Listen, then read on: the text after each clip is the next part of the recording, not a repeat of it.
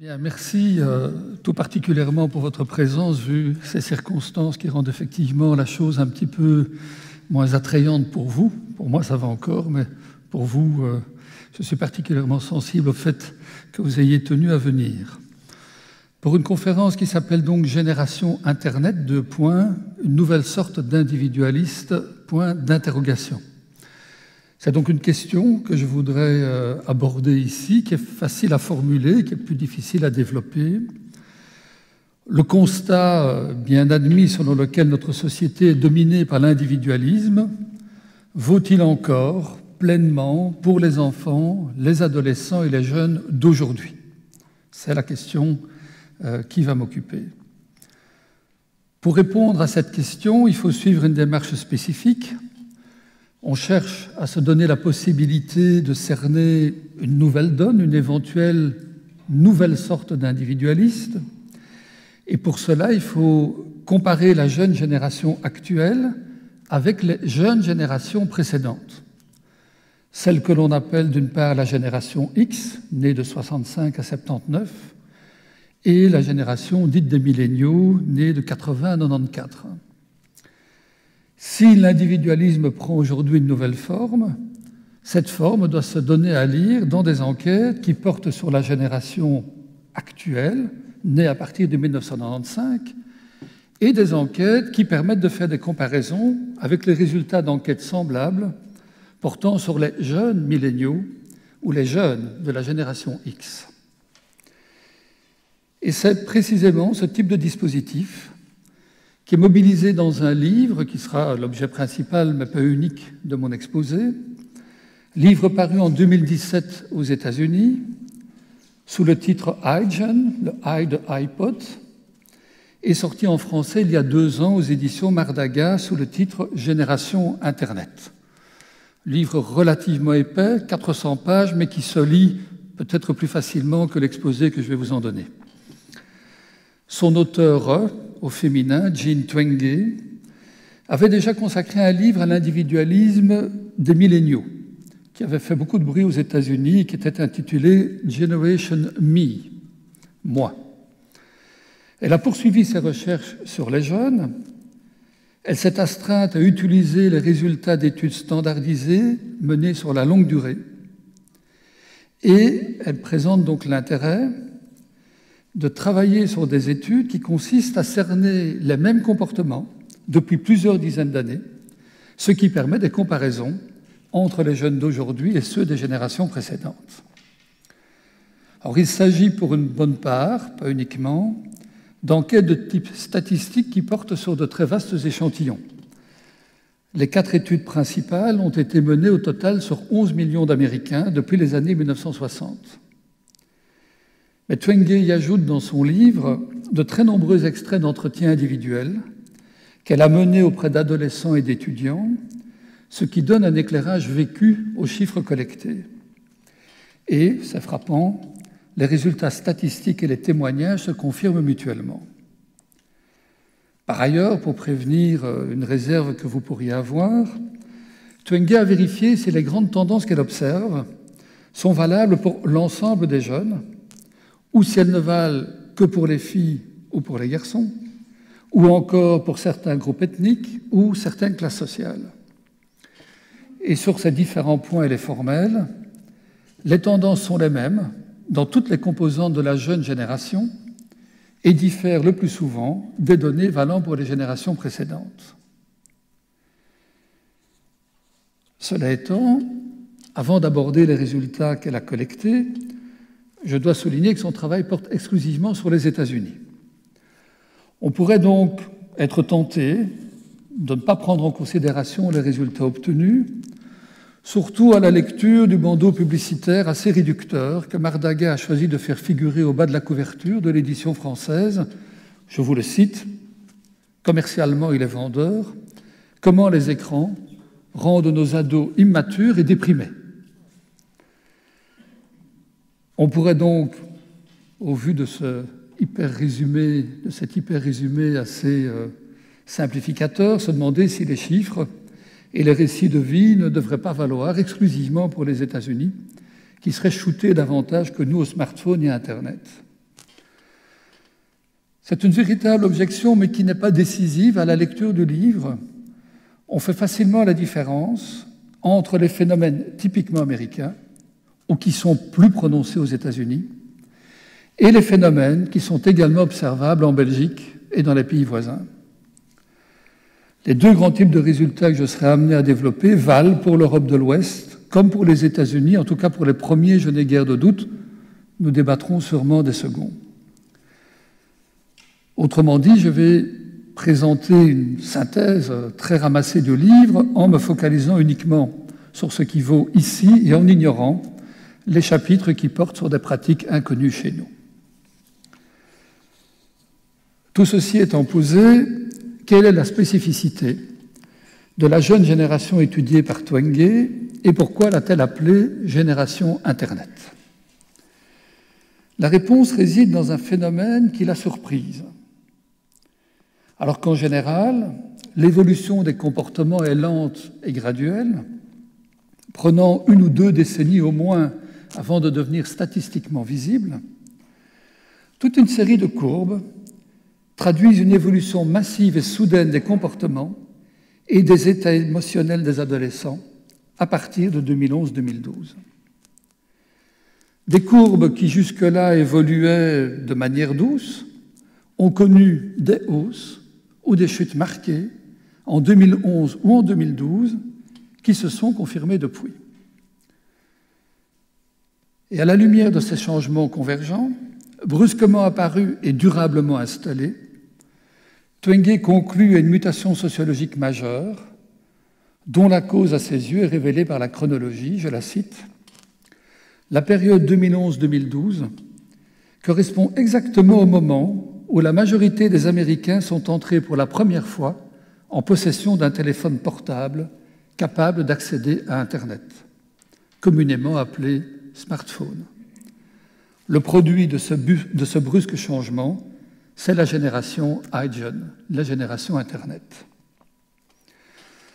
Vous pourriez être surpris d'une explication de changement de comportement et de mentalité par un simple outil technologique.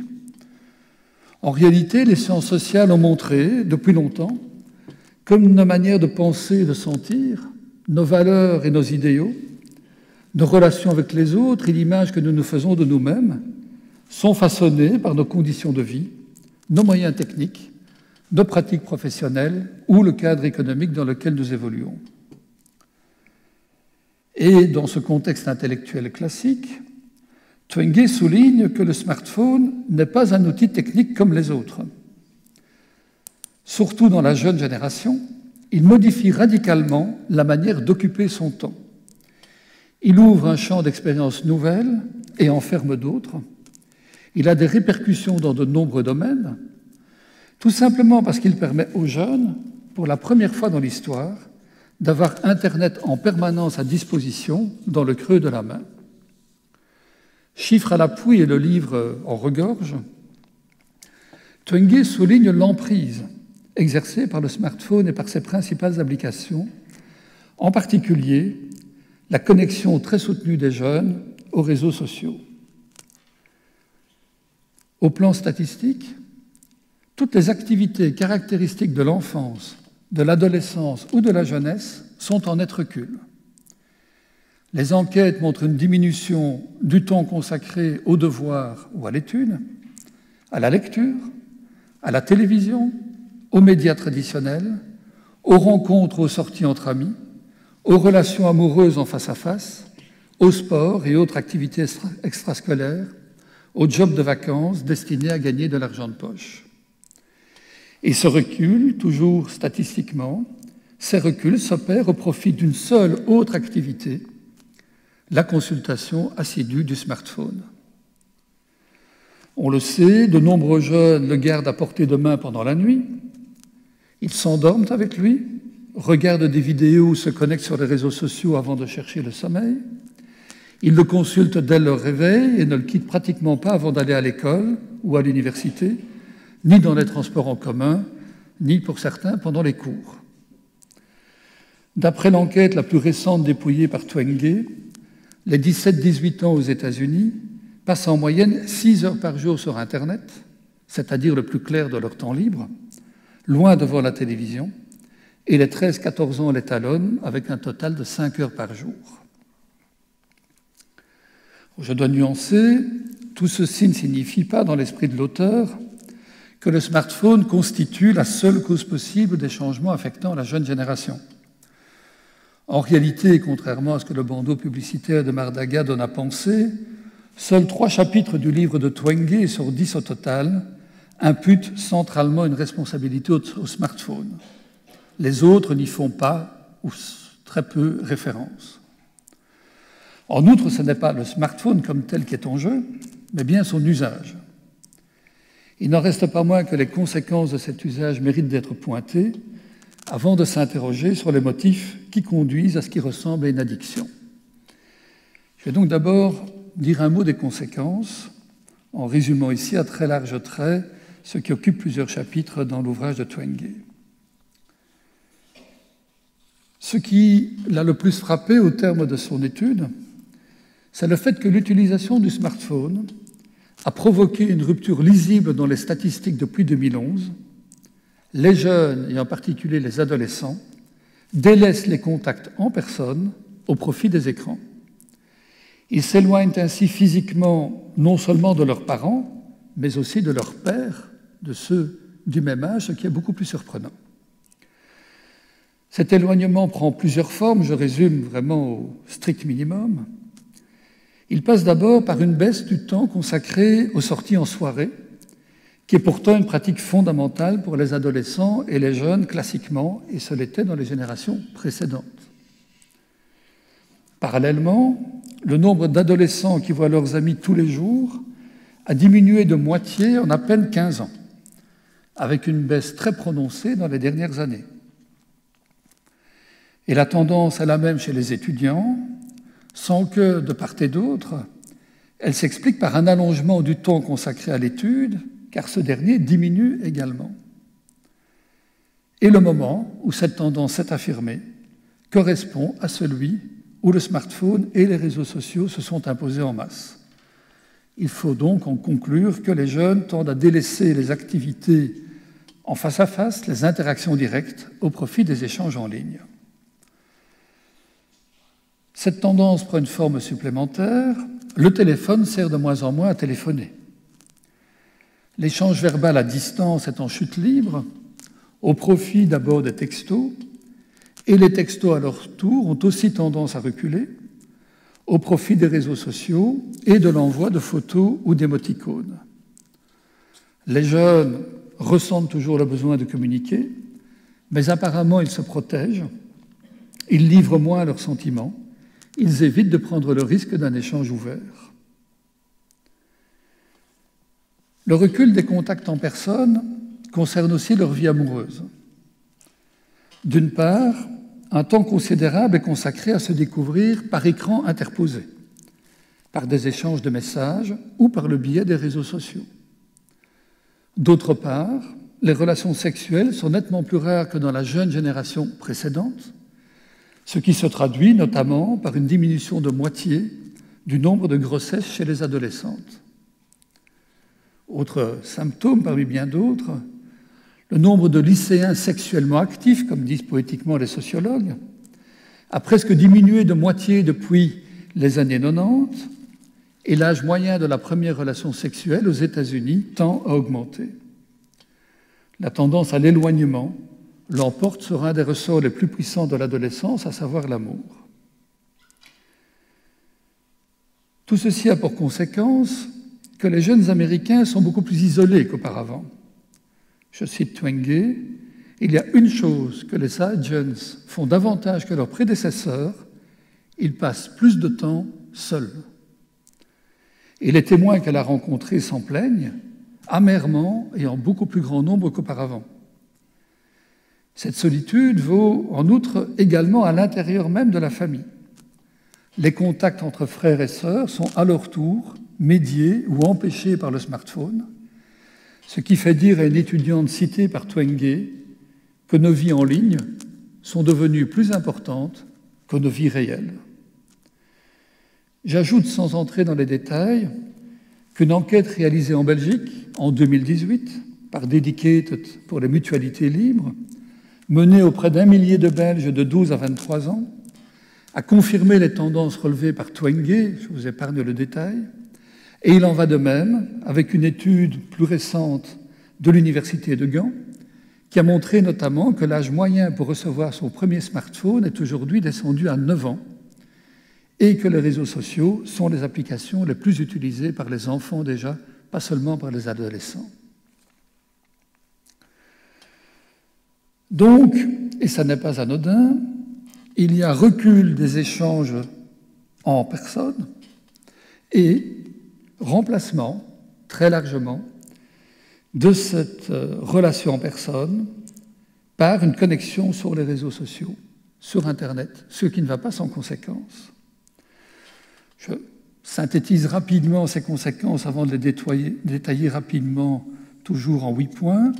La conséquence majeure, c'est que les réseaux sociaux sont devenus addictifs. Et mon hypothèse, vous le verrez, sera que cette addiction est liée à une quête inlassable de reconnaissance. Quête qui rencontre de nombreux obstacles et qui débouche sur un certain nombre de pathologies que je voudrais énumérer rapidement. Premier point, les jeunes cherchent des approbations de manière quasiment continue. Ils envoient sans arrêt des selfies ou des vidéos afin de faire valider la moindre activité. Des moments banals de la vie quotidienne deviennent ainsi des objets de jugement. Comme le dit une adolescente, les réseaux sociaux servent principalement à publier des nouvelles positives et nécessitent d'entretenir une certaine culture de sa propre image. Il s'ensuit, et c'est mon premier point, une déformation de la réalité. En voyant ses amis sous un jour systématiquement favorable, on prend cette image flatteuse pour la normalité et on s'efforce soi-même d'être à la hauteur de cette norme apparente. Sur cette base, on glisse aisément vers l'exposition obsessionnelle de sa propre personne, puis vers le mensonge. Des jeunes filles, par exemple, publient des photos sexy parce qu'elles génèrent des likes, avant de prendre l'habitude de les retoucher sur Instagram afin d'augmenter leurs chances d'être plébiscitées. Deuxième point, comme les adolescents eux-mêmes en témoignent, cette approbation devient vite addictive. L'approbation étant obtenue de manière forcée, un doute subsiste sur sa valeur ou sur sa sincérité. Il faut donc, de manière addictive, la confirmer par de nouveaux likes, suscités à l'aide d'autres images dans une quête sans fin. Troisièmement, cette pratique qui a quelque chose d'artificiel est à l'origine d'un sentiment de malaise. C'est ce que montrent statistiquement les enquêtes qui demandent aux adolescents, d'une part, de situer leur degré de bonheur sur une échelle, et d'autre part, d'indiquer le temps qu'ils consacrent à différentes activités. Les corrélations statistiques sont sans appel. Tous les adolescents qui pratiquent intensivement des activités sur écran déclarent un moindre niveau de bonheur que la moyenne, voire un véritable sentiment de malheur, alors que l'inverse est vrai pour ceux qui privilégient les activités hors écran. 4. Il en va de même pour le sentiment de solitude. Les chiffres montrent que ce sentiment est nettement plus réduit chez les adolescents qui passent beaucoup de temps avec leurs amis et qu'il augmente chez ceux qui vont tous les jours ou presque sur les réseaux sociaux. Cela montre donc que l'appartenance à un réseau social ne donne pas la satisfaction de se sentir intégré à un groupe. Au contraire, l'évolution des courbes qu'elle étudie amène Twenge à conclure à la responsabilité directe du smartphone dans la hausse des sentiments de solitude, en raison du remplacement des activités en face à face par des activités sur écran. Bien sûr, les réseaux sociaux offrent la possibilité d'entrer dans une communauté virtuelle et donc de diminuer le risque de se sentir exclu. Mais encore faut-il précisément être admis et être plébiscité par cette communauté, faute de quoi le remède est pire que le mal. Chez les filles en particulier, le sentiment d'exclusion sociale a augmenté depuis l'apparition du smartphone. Cinquièmement, filles comme garçons sont exposés à un risque de fragilisation. Le fait de ne pas recevoir de réponse à un message ou de voir diminuer son nombre d'abonnés peut générer de l'angoisse. Et même si on obtient des réponses, si on a de nombreux amis et une certaine réputation sur la toile, la reconnaissance apportée de cette manière ne suffit pas à rassurer. Tout simplement parce qu'une reconnaissance virtuelle ne vaut pas l'affection réelle, tangible. Les réseaux sociaux sont une sorte de voile, une modalité de la présence qui est aussi une modalité de l'absence. 6. Autre conséquence négative, un certain nombre de jeunes perdent une partie de leurs compétences sociales. Étant habitués très tôt à communiquer via un écran, ils perdent leur capacité à entretenir des relations directes. Ils ressentent une peur ou une difficulté à affronter un face-à-face. Et de fait, il faut se préparer émotionnellement pour donner un coup de fil à un ami ou pour passer le voir, alors qu'il est plus sécurisant d'envoyer des messages brefs et codés, choisis dans le calme et l'isolement. Du coup, comme le rapportent des témoins de Twenge, l'amitié en ligne a remplacé l'amitié hors ligne. Nous avons grandi avec les iPhones, nous ne savons pas comment communiquer comme des personnes normales, regarder les gens dans les yeux et leur parler. Septièmement, je vous rassure, je suis presque au bout de cette litanie un petit peu angoissante. Septièmement, il y a sur cette base une corrélation entre un usage intensif des réseaux sociaux et un taux élevé de mal-être. Et plus précisément, pour le distinguer des indices précédents, les 3 sentiments qu'on étudie aux États-Unis statistiquement, de vide de sens, d'échec et d'absence d'espoir, sont nettement plus élevés chez les adolescents qui passent le plus de temps sur leurs écrans. Les témoins interrogés par Twenge expliquent d'ailleurs cet état de fait. Toute publication sur un réseau social suscite de l'angoisse à l'idée de subir des commentaires méprisants ou de ne pas être liké. Ces témoins disent aussi leur malaise à voir d'autres jeunes mener une vie apparemment pleine de joie et de réussite, au regard de laquelle la leur paraît médiocre. De plus, et c'est l'essentiel, la fréquence des 3 symptômes de mal-être que j'ai pointés a connu une augmentation brutale après 2011, ce qui confirme la corrélation avec l'apparition du smartphone. Enfin, il en va de même pour les symptômes les plus graves de mal-être chez les jeunes. Ici encore, les courbes montrent que le nombre de cas de dépression clinique est en augmentation, à l'instar de l'automutilation, du risque de suicide ou du suicide effectivement tenté ou réussi. Cette hausse, une fois encore, s'opère au moment où le temps passé devant les écrans explose et où les relations directes chutent. Ce recul des relations directes a d'ailleurs une conséquence apparemment rassurante mais faussement rassurante. Le nombre de meurtres commis par des adolescents a chuté dans la même période parce que les adolescents passent moins de temps ensemble en personne et sont donc moins susceptibles de se tuer entre eux.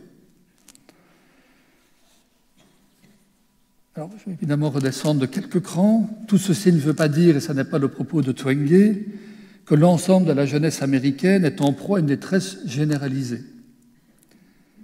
Mais l'évolution des courbes est frappante. Il faut par ailleurs préciser que l'augmentation des symptômes les plus graves n'est pas imputable au smartphone à lui seul.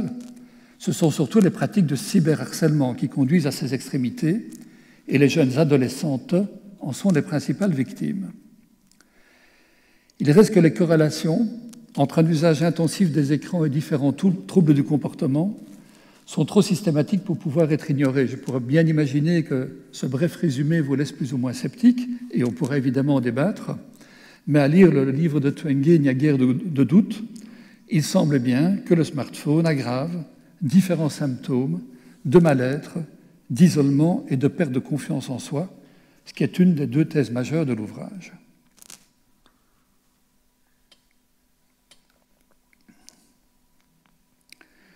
Je passe à un deuxième point, parce que Twenge met en évidence un deuxième phénomène plus inattendue sans doute, et qu'elle énonce d'entrée de jeu au départ de son livre. Contrairement à l'idée répandue que les enfants deviennent aujourd'hui plus vite adultes que les anciennes générations, les Huygens grandissent plus lentement. De nos jours, les jeunes de 18 ans agissent comme le faisaient ceux de 15 ans par le passé, et les enfants de 13 ans agissent comme ceux de 10. Tout ceci résumant pour Twenge toute une série d'observations statistiques que je vais vous résumer. Vous l'aurez noté sans doute en écoutant cette citation, Twenge était surprise par ce résultat. Elle croyait manifestement, elle aussi, que les jeunes sont aujourd'hui adultes plus tôt. Après tout, ils sont plus connectés, plus au courant du fracas du monde, plus violemment insérés dans l'univers des adultes, par exemple en découvrant la sexualité sur Internet dès 13 ou 14 ans. Mais Twenge a dû l'admettre, et on sent qu'elle s'en étonne et s'en inquiète, la réalité est très différente. Je commence par un premier élément qui débouche sur ce constat d'ensemble. Les jeunes Américains ont moins tendance que par le passé à sortir sans leurs parents, c'est-à-dire à profiter de la liberté qui s'ouvre à l'adolescence. La nature des relations qu'ils entretiennent a aussi changé. Nous l'avons vu, le nombre de jeunes qui ont des relations amoureuses a sensiblement baissé, ainsi que celui des jeunes sexuellement actifs. Ça ne signifie pas que les jeunes sont devenus indifférents à la sexualité. On connaît la place prise par Tinder dans la vie sexuelle d'une partie de la nouvelle génération qui multiplie ce qu'on appelle poétiquement les coups d'un soir à l'aide de cette application. Mais précisément, cela suggère que les relations d'une seule nuit remplacent celles qui se prolongent pendant plusieurs mois ou plusieurs années et qui demandent, elles, un engagement. Parallèlement, l'âge moyen du premier mariage continue à augmenter. Le taux global de mariage est en chute et il y a davantage de jeunes isolés qui ne sont ni mariés ni installés en couple. De même qu'il y a davantage de jeunes qui vivent encore chez leurs parents. En fait, les témoignages recueillis par Twenge montrent que la vie de couple et le rôle de parents font peur.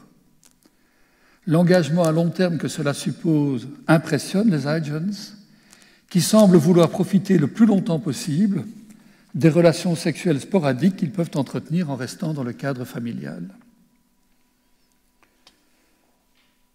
D'autres jalons caractéristiques de l'entrée dans l'âge adulte sont aussi franchis plus tard qu'auparavant. En 1978, près de 90% des jeunes Américains en terminale avaient leur permis de conduire.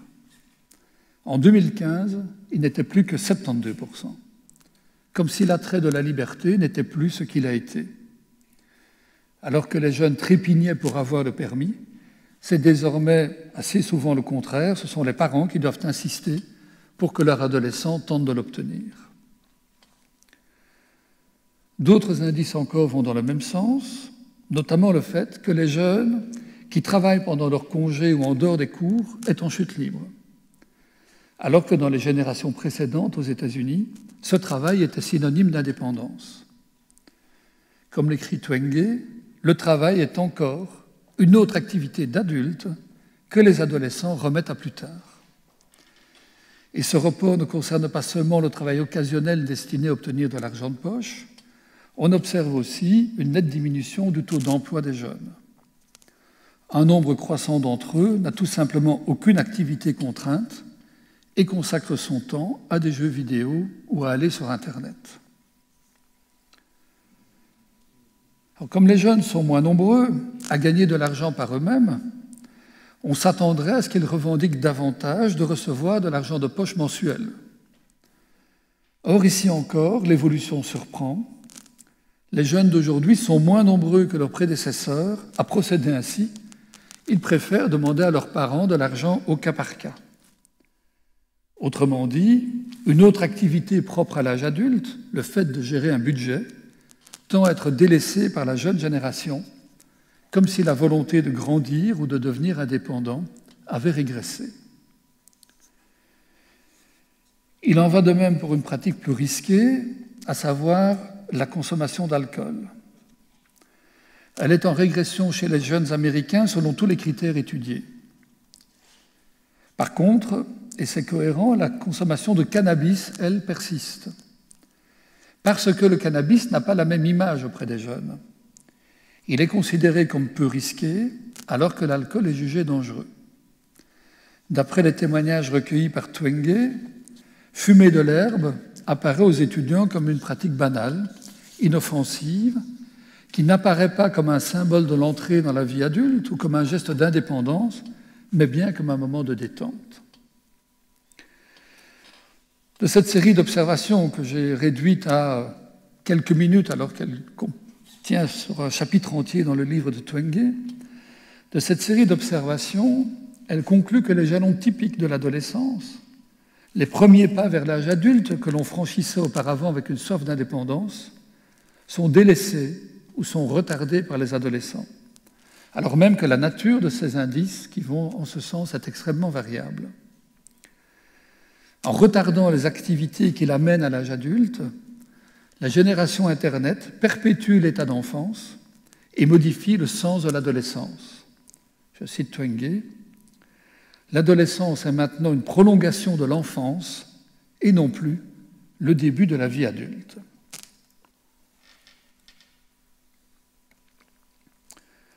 Voilà pour toute une série de constats, une première moitié expliquée par l'usage intensif du smartphone, la seconde série que je viens de vous donner demeurant pour le moment sans explication.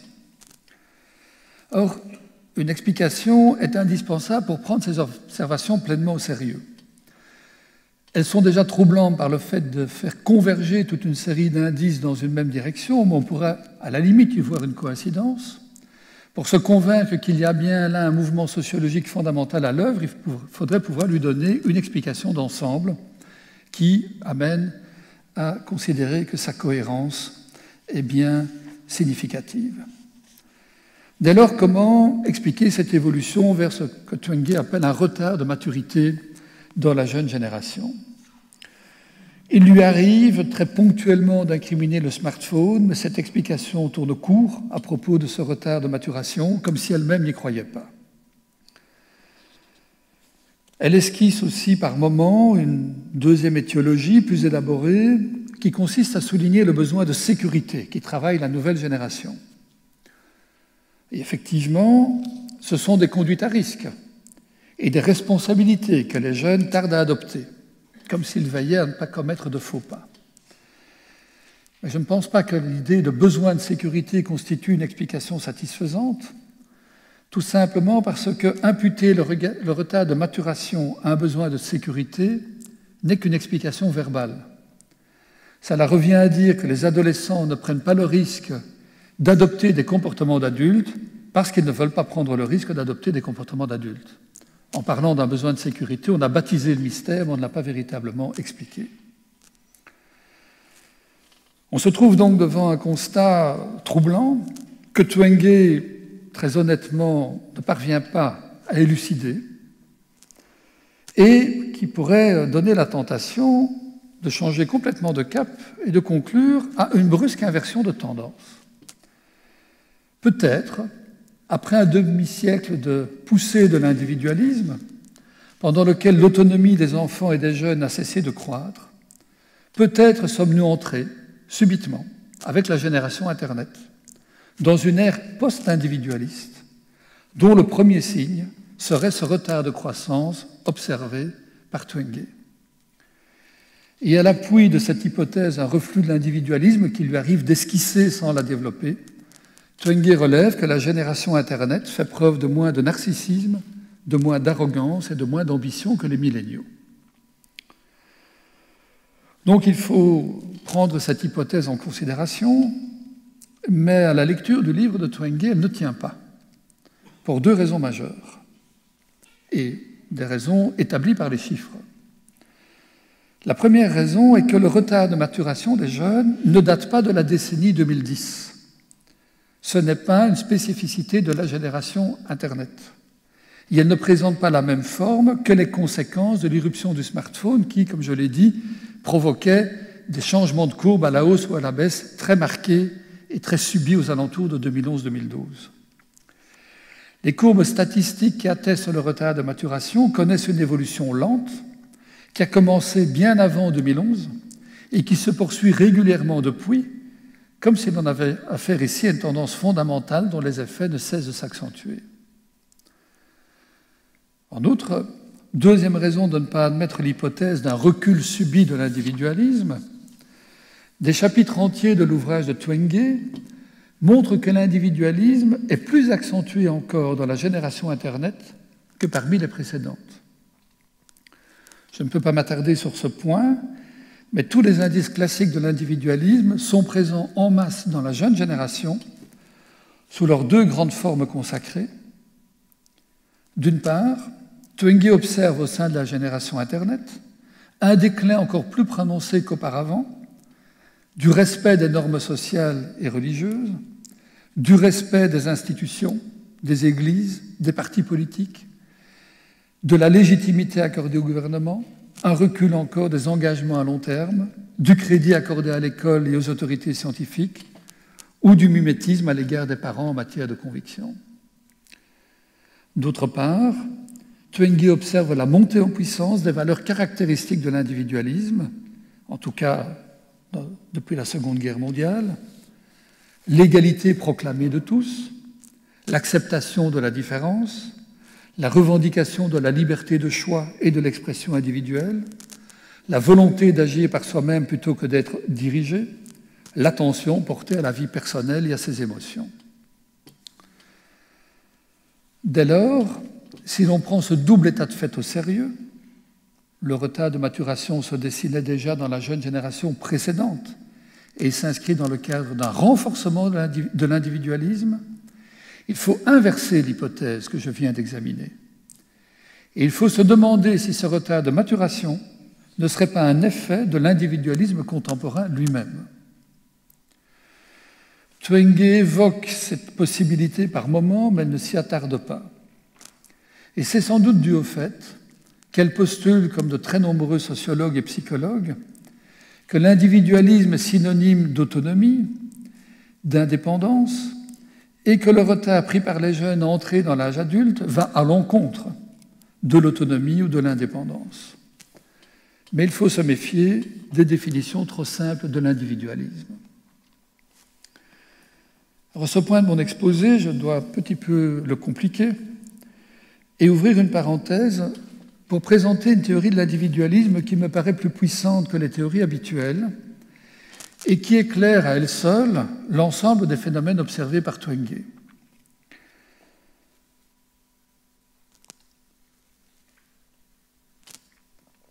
Cette théorie est due à un sociologue français, aujourd'hui décédé, qui s'appelle Paul Yonnet, et qu'il a développé dans un livre paru en 2006 chez Gallimard, intitulé « Le recul de la mort ».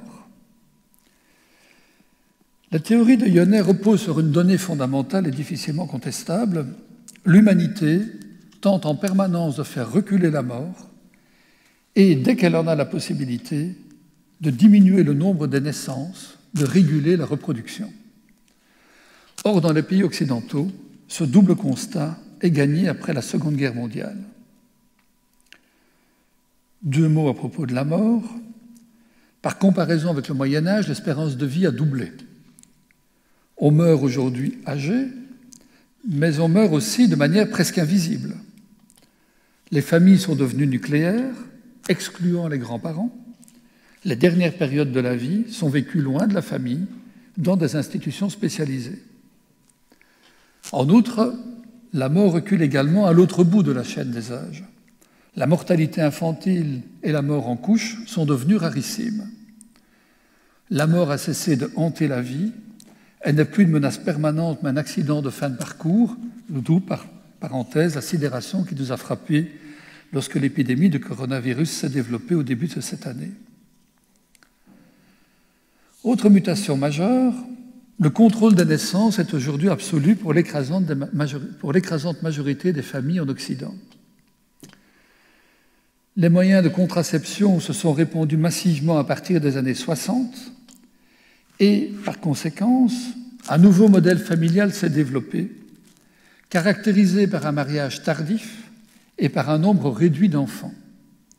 plus précisément, insiste Yonnet, par un mariage et par des enfants choisis, voulus, et non imposés par la coutume ou par la nécessité. Depuis cette maîtrise de la conception, les couples se limitent à avoir 2 enfants en moyenne, voire moins, dans des pays tels que l'Allemagne, l'Italie ou le Japon. Tout ceci peut paraître banal, nous y sommes habitués, mais c'est en fait, à l'échelle de l'humanité, une mutation radicale. À l'époque où la mort était partout présente et où les enfants devaient naître en grand nombre pour assurer l'avenir, la famille contrôlait les alliances, imposait sa discipline, veillait à la perpétuation du patrimoine et à la prise en charge des anciens. Dans cette époque aujourd'hui révolue, chaque génération était au service des précédentes et des suivantes. Elle ne vivait pas pour elle-même. 2 mutations radicales à partir du moment où la famille nucléaire, le groupe étroit constitué des parents et des enfants, devient sa propre fin. Yonnet n'hésite pas à ce propos à parler d'une véritable transgression au regard de la coutume. Les enfants ont été les principaux bénéficiaires de cette double mutation. Pour la première fois, la famille produit d'authentiques individus, reconnus dans leur stricte singularité, car c'est cela même qu'elle recherche dans l'acte volontaire de la naissance. Chaque enfant est souhaité, il vient au moment voulu par ses parents, alors qu'auparavant, de nombreux enfants souffraient d'être des cadets, des surnuméraires ou des filles, des êtres de moindre importance.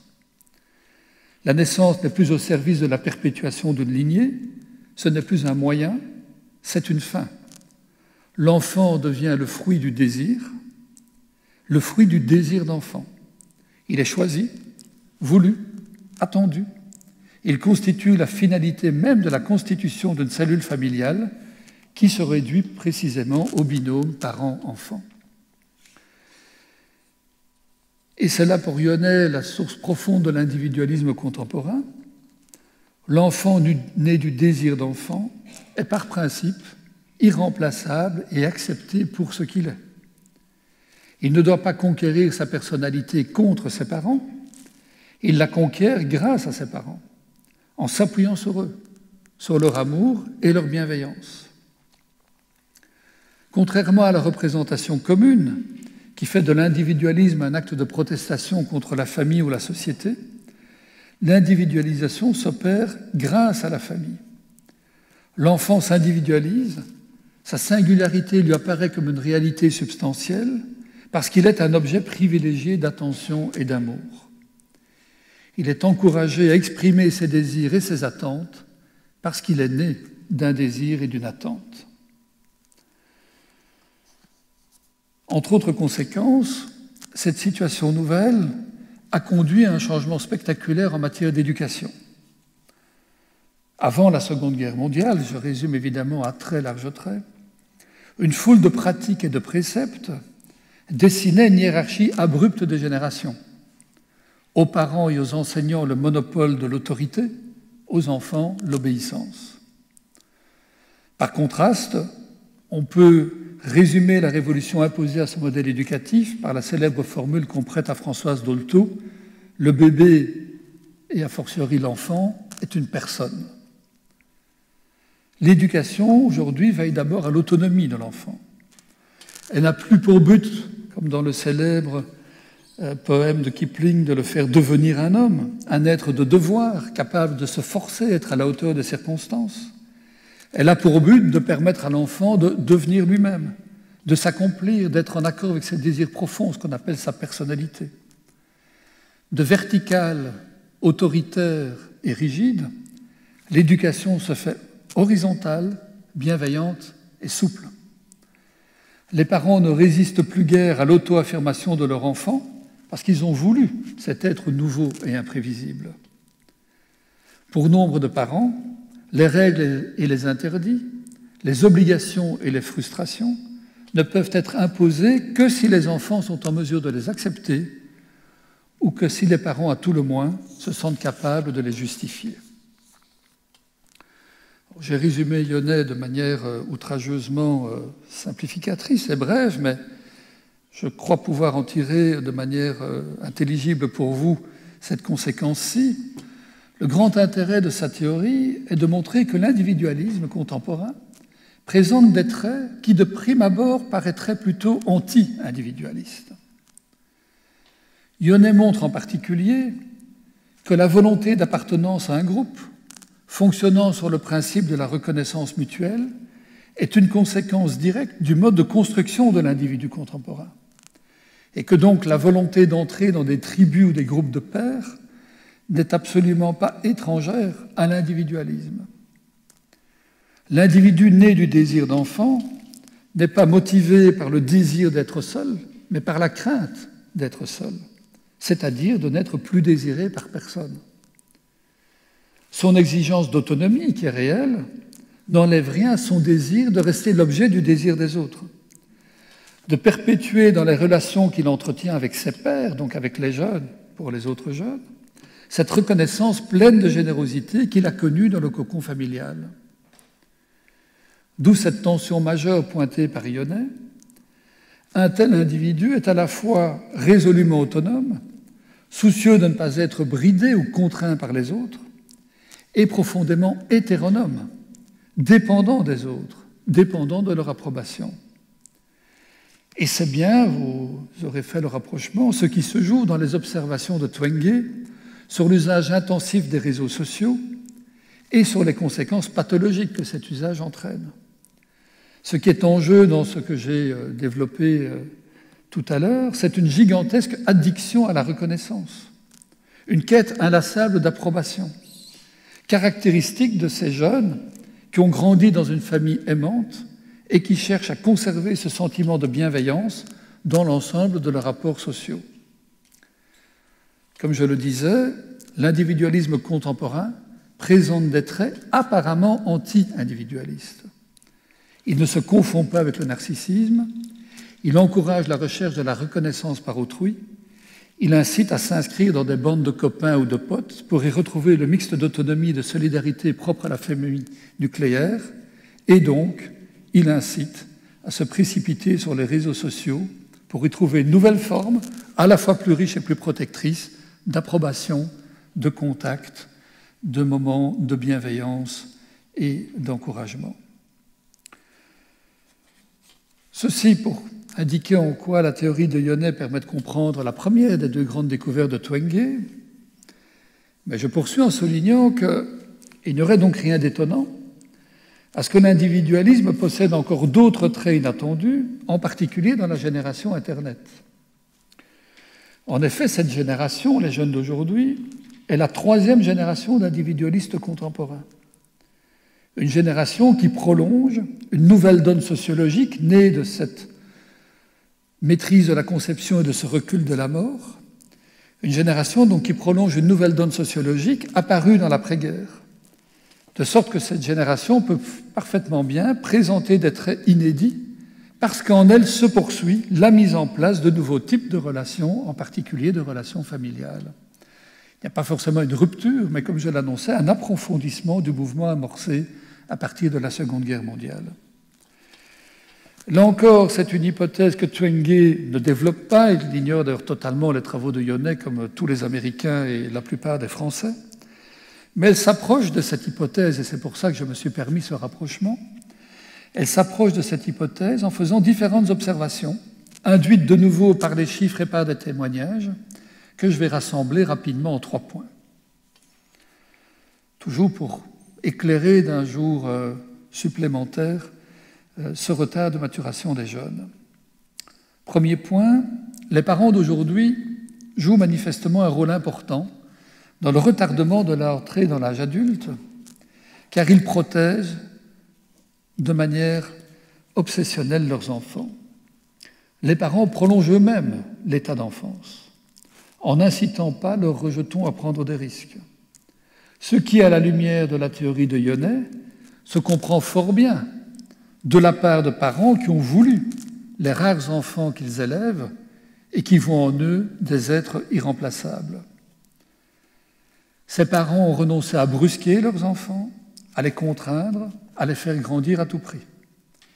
Leur objectif est plutôt de les accompagner avec bienveillance et de respecter leur autonomie, et donc leur rythme spontané de croissance, leurs envies, mais aussi leurs réticences. Du coup, la liberté et la responsabilité sont dissociées. Les indices rassemblés par Twenge suggèrent que la génération Internet voudrait bénéficier d'une liberté sans responsabilité. Cette génération adopte un rythme de croissance plus lent parce qu'elle n'a pas été forcée par les aînés à voler de ses propres ailes ou à prendre son indépendance, expressions qui ont pratiquement disparu du langage actuel alors qu'elles étaient encore courantes il y a 50 ans. Deuxième série d'observations, Twenge montre que la jeune génération n'a pas de raison de préparer à tout prix son indépendance. Elle se sent bien dans le cocon familial, elle jouit d'une protection mais aussi d'une grande liberté, elle obtient de l'argent sans devoir travailler ni même gérer un budget, elle n'est pas écrasée par un carcan de règles, d'interdits et d'obligations qui rendraient la transgression et l'indépendance attirantes. La génération Internet est une génération Tanguy, et je note à cet égard que le film éponyme d'Étienne Chatillier date de 2001. Cela montre bien que le retard dans la prise d'indépendance se dessinait avant l'apparition du smartphone, déjà au sein de la génération des milléniaux. Et Twenge montre par ses témoignages que la génération Internet est sans ambiguïté sur ce point. Les témoins qu'elle a rassemblés font bien comprendre qu'ils voudraient conserver la sécurité et l'absence de responsabilité propre à l'enfance, qu'ils redoutent les corvées caractéristiques de l'âge adulte, qu'ils se rebiffent à l'idée de devoir bientôt quitter ce que Twenge, elle aussi, appelle un cocon familial. Et je la cite, « Leurs parents ont fait de leur enfance une période merveilleuse, ponctuée de nombreux encouragements, tournée vers l'amusement et quasiment dépourvue de responsabilités. Pas étonnant qu'ils rechignent à grandir. » J'aurais bien senti à quel point cela cadre avec la théorie de Yonnet. Troisième et dernière série d'observations, Twenge relève, avec toute une série d'indices, que les enfants de la génération Internet sont passifs face à l'école ou à l'université, manifestent une maigre appétence à découvrir des savoirs nouveaux, ne trouvent guère d'intérêt dans les contenus scolaires et éprouvent des difficultés à se motiver. Par cette troisième série d'observations, Twenge renvoie en fait à la liquidation progressive du dispositif pédagogique antérieur à l'individualisme contemporain. Dans ce dispositif de l'époque antérieure, les parents et les enseignants n'hésitaient pas à forcer les enfants à s'impliquer dans leurs études. La contrainte était externe, relayée par tout un réseau d'adultes, y compris évidemment l'école, et cette contrainte était ensuite, dans le meilleur des cas, intériorisée sous la forme d'une ambition, d'une mission, une volonté de réussite que le jeune s'imposait à lui-même.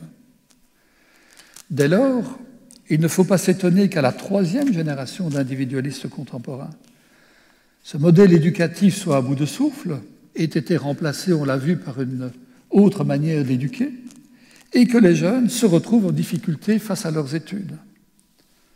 Pourquoi se soumettre aux règles et aux attentes de l'école, alors que l'on a grandi dans une atmosphère faite de loisirs, de liberté, d'autonomie, en ayant le monde entier à portée de clic, et que cette atmosphère de loisirs se maintient même pendant les études universitaires, au long desquelles de nombreux parents continuent à ménager leur progéniture, acceptant sans trop protester le nombre d'années désormais nécessaires à l'obtention d'un diplôme.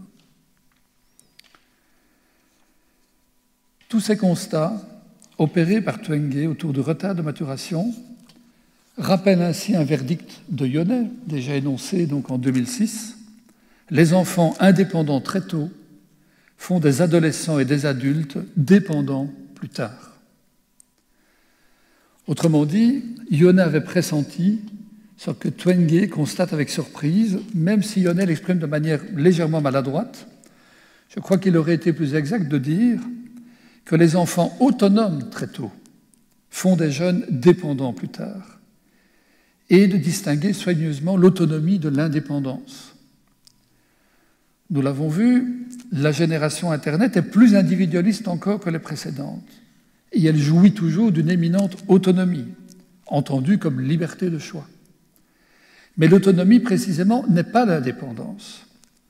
L'indépendance est une capacité à se passer des autres, à n'avoir besoin de personne, à se donner les moyens matériels, sociaux et psychologiques de forger soi-même son destin. Être autonome, dans le schéma de Yonnet, consiste à se donner le droit de choisir ses valeurs et ses orientations parce que l'on est voulu, accepté et accompagné par les autres. Être autonome est un droit que l'on a conquis grâce aux autres, à leur bienveillance et à leur appui, et cela prépare mal à devenir indépendant. Je fais ici un parallèle avec le titre que la rédactrice en chef du magazine Psychology Today en 2008 a donné à un livre publié aux États-Unis qu'elle avait appelé « Une nation de mauviettes ». Pour elle, la surprotection parentale a rendu les jeunes plus vulnérables car ils n'apprennent plus à gérer leurs problèmes par eux-mêmes. Et cette thèse n'est pas le fait d'un auteur isolé. D'autres vont dans le même sens aux États-Unis et un certain nombre de sociologues et de psychologues font le même constat en Europe, reprenant notamment l'expression américaine de « syndrome de flocon de neige » pour décrire les jeunes d'aujourd'hui. Tout ceci débouche donc sur un diagnostic un peu rude que je ne vais pas chercher à discuter. Nous allons pouvoir en débattre ensemble dans quelques minutes. Je voudrais simplement, pour conclure, me demander au regard de quoi on porte des jugements tels que mauviette ou flocon de neige. Car réflexion faite, une double relativisation s'impose dans le temps comme dans l'espace, sur laquelle j'achèverai cet exposé. Les auteurs qui dénoncent la fragilité des jeunes ont parfaitement raison au regard des points de comparaison qu'ils se donnent. Mais ce qu'ils ne disent pas toujours de manière claire, c'est qu'ils ont à l'esprit, plus ou moins consciemment, un modèle éducatif très situé, très particulier. Pour faire simple, celui de la bourgeoisie occidentale de la fin du XIXe siècle. Et de fait, au regard de ce modèle, le mode d'éducation et de comportement aujourd'hui en vigueur paraît étonnamment relâché et trop protecteur, émollient. Et c'est à ce titre que Twenge peut parler du retard de croissance de la génération Internet ou s'inquiéter de son immaturité. En fait, Twenge est prisonnière de sa méthode. Elle compare des courbes statistiques sur plusieurs décennies et du coup, elle incline à prendre les résultats des générations antérieures pour la norme et donc à s'inquiéter de l'infléchissement des comportements typiques de l'âge adulte au sein de la génération Internet. Mais en fait, faut-il dire que les jeunes d'aujourd'hui sont trop lents, trop fragiles, ou que l'éducation antérieure était trop rapide, trop abrupte, trop contraignante? Qui peut prétendre qu'il existe un rythme de croissance normal ou un modèle éducatif dont tous les effets le rendraient préférable à ses concurrents? Il est fort possible, j'ai tendance à la rejoindre, que comme le redoute Twenge, ce qu'on pourrait appeler la slow generation actuelle soit moins efficace pour le développement de l'économie, c'est typiquement américain de glisser ce genre d'observation dans un livre, ou soit moins efficace pour l'orgueil national que celles qui l'ont précédé. Mais cette génération, par son attachement à la liberté individuelle et à la tolérance, est plus rassurante et plus sympathique, pour le dire simplement, qu'un bourgeois du XIXe siècle dévoré par l'ambition.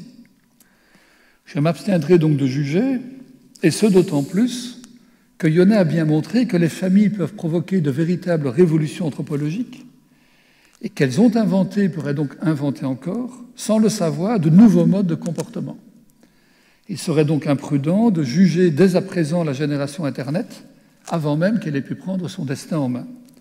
Par contre, cela ne doit pas nous empêcher d'en débattre et c'est ce que je vous invite à faire à partir de ce moment. Merci pour votre attention.